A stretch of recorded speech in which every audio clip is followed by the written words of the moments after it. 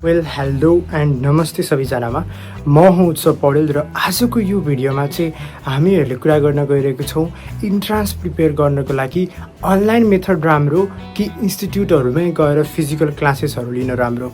सबैभन्दा पहिला यदि तिमी एउटा फ्रेसर छौ र यो भिडियो चाहिँ एनइबीको एक्जामभन्दा पहिला अथवा एनइबीको एक्जामभन्दा पछि हेरिरहेछौ भने then let me tell you that entrance prepare गर्नको लागि दुईवटा मेथड हुन्छ। एउटा भनेको चाहिँ तिमी घर बसेर अनलाइन मेथडबाट पढ्ने र अर्को चाहिँ तिम्रो के हुन्छ फिजिकल मेथड जुन चाहिँ इन्स्टिट्युटमै गएर पढ्ने हुन्छ है। सो सबैभन्दा सुरुमा चाहिँ म यो भिडियोलाई तिनवटा पार्टमा ब्रेक गर्छु।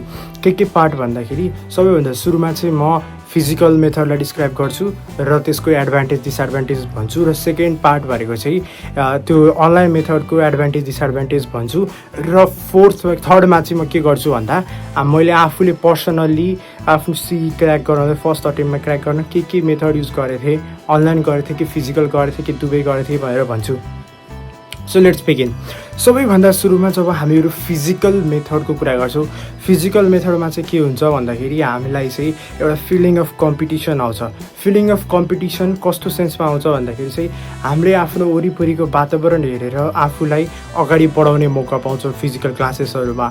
यो हामीले चाहिँ होइन स्कुल लाइफमा पनि फेस गरेकै कुरा हो नि त। लाइक हाम्रो साथी पढाइमा अगाडि बढ्यो अथवा कुनै कुरामा अगाडि बढ्यो भने हाम्रो ह्युमन नेचरले के गर्छ भन्दाखेरि म पनि त्यो ठाउँमा पुगौँ भने जस्तो फिलिङ लिएर आउँछ। त्यही भएर हामीले आफूलाई फोर्स गर्छौँ र फोर्स गरेपछि एउटा पोजिटिभ इम्प्याक्ट पर्छ। पियर प्रेसर भनेको त थाहा छ नि, हाम्रो सङ्गत जस्तो गर्यो त्यस्तै असर हुन्छ भनेर हाम्रो गाउँघरतिर कहावत पनि छ।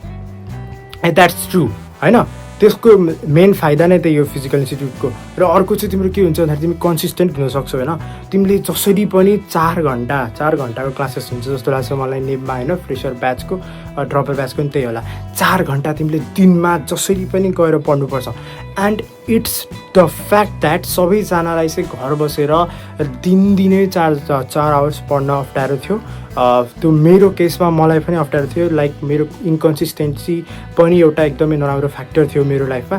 मैले त्यो कसरी हटाएँ भनेर म अर्को भिडियो पनि लिएर आउँछु। र अर्को चाहिँ के भयो भन्दाखेरि तिमीले के फिल गर्छौ भन्दाखेरि त्यहाँ गएपछि कनेक्सनको फिल गर्छौ। टिचरहरूले तिमीलाई जब क्वेसन सोध्नुहुन्छ तिम्रो वरिपरिको मान्छेले गरिसकेका हुन्छ भनेपछि तिमीले के गर्छौ त्यो बनाउने कोसिस गर्छौ, त्यो क्वेसन गर्ने कोसिस गर्छौ। जस्तै फिजिक्सको सरले के गर्नुभयो भन्दाखेरि अगाडि क्वेसन लेख्नु भएन, के हुन्छ त्यहाँ त यस्तो कम्पिटिटिभ सेसन हुन्छ कि तिमीले त्यहाँ क्वेसनले बुझ्नभन्दा पहिले होइन सबभन्दा सुरुमा आउँदाखेरि उता प्रिमेडिकल पढिसकेको मान्छेहरूले त्यो रिपिटर सेसनहरूमा पनि त्यस्तो फिल हुन्छ अरे होइन। बट फ्रेसरमा चाहिँ के फिल हुन्छ मेन भन्दाखेरि चाहिँ तिमीले अब लेख्दै लाग्छौ होइन, क्वेसन लेख्दैछ सरले उता एन्सर भनिदिइसक्यो, एन्सर पुरै भनेर भ्याइसक्यो हुन्छ एन्सर होइन। त्यस्तोवाला वातावरण हुन्छ त एकदमै टफ कम्पिटिसनको फिलिङ हुन्छ। त्यसले चाहिँ तिमीलाई एकदमै फाइदा पुऱ्याउन सक्छ। बट कुनै केसमा if you are a student like me then त्यो लर्निङले तिमीलाई बेनिफिट पनि नगर्न सक्छ। फिजिकल इन्स्टिट्युट गएर तिमीलाई कन्सिस्टेन्टली पढ्न त एकदमै हेल्पफुल हुन्छ। तिमीले जसरी पनि पढ्नु नै पर्ने वातावरण चाहिँ क्रिएट हुन्छ, सिर्जना हुन्छ। बट एउटा नराम्रो एस्पेक्ट के छ त्यसको भन्दाखेरि चाहिँ तिमीले यदि केही कुरा सरले पढाउँदै बुझेनौ भने त्यो कुरा त्यहीँ सकियो। तिमीले अब त्यो रिपिट गर्ने कुनै उपाय छैन कि सरलाई सोध्नु पऱ्यो। तर युजुअली के हुन्छ भन्दाखेरि धेरै जस्तो इन्स्टिट्युटहरूमा चाहिँ अलिक प्याक बनाएर राख्ने सिस्टम छ होइन, because they are also running it for benefit and for profit होइन। That's the reality. No offence है, फेरि no offence, that's the reality. सबैमा हुन्छ त्यो। त्यही भएर तिमीले त्यो कुरा पनि सोच्नुपर्छ होइन। बट अब हामीहरू चाहिँ म डाइरेक्टली अनलाइनको कुरा गर्न निकालिहाल्छु बिकज यो कम्पेयर गर्न सजिलो हुन्छ। अनलाइनमा चाहिँ तिम्रो के हुन्छ भन्दाखेरि अनलाइनमा चाहिँ तिमीले भर्खर पढाएको कुरा बुझेनौ भने सरलाई नसोधे पनि त्यसको रेकर्डिङ हेर्न सक्छौ। त्यो एउटा most important benefit of online classes हो।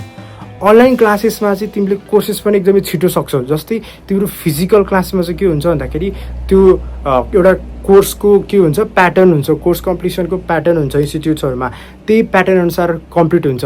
हाम्रो केसमा के थियो भन्दाखेरि हाम्रो चाहिँ 2 मन्थ मात्रै थियो होइन। अनि त्यसपछि सरहरूले त्यो सक्नको लागि छिटो बनाएर कोर्स रेडी बनाएर पब्लिस गर्नुभएको थियो। ओके, भनेपछि के हुन्छ भन्दाखेरि फिजिकलमा चाहिँ तिमीले म यो लेसनबाट सुरु गर्छु र त्यहाँ जान्छु, मलाई यो गाह्रो लाग्छ म त्यो पहिला भ्याउँछु, मेरो यो टेस्टमा यो बिग्रिया म यो पढ्छु, त्यस्तो हुँदैन। अनलाइनमा चाहिँ तिमीले के गर्न पाउँछौ भन्दाखेरि स्पेसिफिकली पढ्न पाउँछौ के। जस्तै अब मैले अनलाइनै प्रिपेयर गरे हो होइन 12 पछि चाहिँ 12 अघि पनि अनलाइनै गरे हो बट के भयो थियो भन्दाखेरि मेरो केसमा चाहिँ मलाई चाहिँ एन्जियोस्पर्म भन्ने लेसन चाहिँ धेरै पढ्नु थिएन मैले त्यो लेसन स्किप गर्न पाएँ बट म फिजिकल क्लासेस गएको भए सबभन्दा सुरुमा त्यही पढाइ हुन्थ्यो बोटनीमा होइन बट मैले त्यो पढिनँ मैले एक्जाममा 2टा क्वेसन आएको थियो एउटा बिगारेँ एउटा छोडेँ एउटा मिलाएँ जे होस् भयो होइन तुक्काबाजीमै मिल्या हो सहिलो क्वेसन आएको थियो हाम्रोमा त एन्जियोस्पर्मबाट चाहिँ बट क्वेसन चाहिँ लामो आउँछ है अनि त्यसपछि तिमीले के बुझ्यौ भन्दाखेरि चाहिँ सिम्पली भन्दाखेरि अरू केही होइन अनलाइनमा चाहिँ तिमीले छिटो भ्याउन सक्छौ र यदि तिमी कन्सिस्टेन्ट छौ भने चाहिँ तिमीले के हुन्छ भन्दाखेरि एकदम डिपली पनि पढ्न पाउँछौ र तिमीले भेराइटी अफ सोर्सेस एकदमै टप टिचरहरू हुनुहुन्छ मार्केटमा टप टिचरहरू हुन्छ म यसमा कमेन्ट गर म तिमीलाई चाहिँ कहाँ कन्ट्याक्ट गर्ने भन्छु मेरो डिएममा हो म तिमीलाई चाहिँ बेस्ट टिचरहरूको भनिदिन्छु अथवा यही च्यानलमा पनि